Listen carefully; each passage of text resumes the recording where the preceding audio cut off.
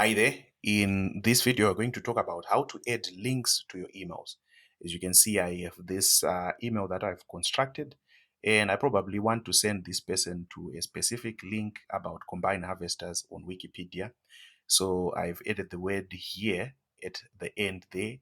So that's where we are going to add the link. So we highlight it first.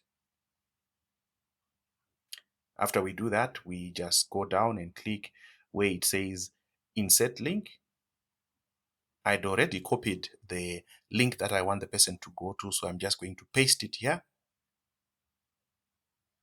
Now it's pasted, so we apply. So once we do that, when this person receives this email, when they click the word here, you see it's in blue there and it's underlined, then they'll be taken to the right page that I want them to see. So this is how you add links to your emails by simply highlighting a word and changing it into a link.